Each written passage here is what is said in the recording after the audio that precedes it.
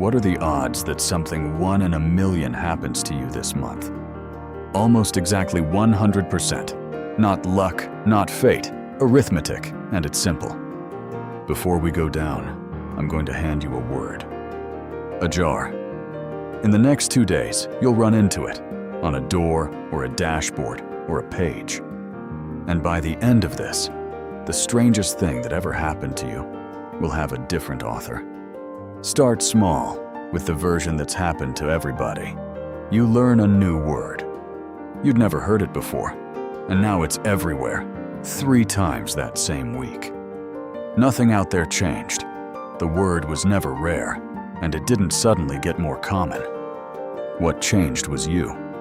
Your brain quietly added it to the list of things worth flagging. Then the confirmation bias keeps score for you, counting every hit, throwing away every miss. Linguists call it the frequency illusion. It carries a second, stranger name too. In 1994, a man wrote to a Minnesota paper. He'd hit the same obscure German name twice in one day. Readers flooded in with their own. It got named after that group, and the naming made even more people see it. Fine, that explains a word. It doesn't explain thinking of someone seconds before they call. Because that one feels aimed. And before you can call it aimed, one question decides everything. How many chances were there? Almost nobody can estimate it, and the error is enormous. Here's the proof everybody gets wrong.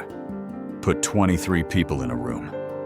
The odds that 2 people in that room share a birthday are better than even. That feels impossible, because you're picturing yourself against 22 other people. The room isn't doing that. The room is running 253 comparisons at once. You count the chances you can see. Reality counts all of them. So how many does a whole life hold? Except that birthday puzzle is being generous with you. It says in advance what to look for. Real life never does that. Nothing announces which match is going to count. In October 1985, Evelyn Adams won the New Jersey lottery. 4 months later, she won it again. The papers ran the number, 1 in 17 trillion. It's a real number, and it's the wrong one. That's the chance that one named person holding one ticket wins 2 particular draws. But nobody named her in advance, so statisticians asked the honest question instead. What are the odds that somebody, somewhere, wins 2 lotteries? Better than 1 in 30. Same event. The number moved 12 orders of magnitude, and nothing changed but the question. That's the machinery under every coincidence. You decide what counts only after it happens. Which is also why it can finally be counted. Someone sat down and did exactly that. A Cambridge mathematician named John Littlewood sat down and actually did that arithmetic. Define a miracle as any event with a 1 in a million chance. That's his word, and he meant it technically. Now count your own day. Awake and paying attention, you take in roughly 1 event every second. 8 hours of that is nearly 30,000 events. Now run it for 35 days. And you've quietly lived through 1 million of them without ever keeping the count. So the 1 in a million thing isn't rare in your life. It's monthly. It's budgeted. And yes, 1 event per second is a number he picked. Nobody measured it. So argue with him. Say he's off by a factor of 10 and be generous about it. Then your miracle arrives yearly instead of monthly. It still arrives. It's still scheduled. That's the useful part. The conclusion survives being wrong about the details. Miracles arrive on schedule. So here's what doesn't fit. Some lives are full of them. Some barely one. Because that arithmetic assumes something about you that simply isn't true. It assumes you sample the world at random. You don't. You have routes.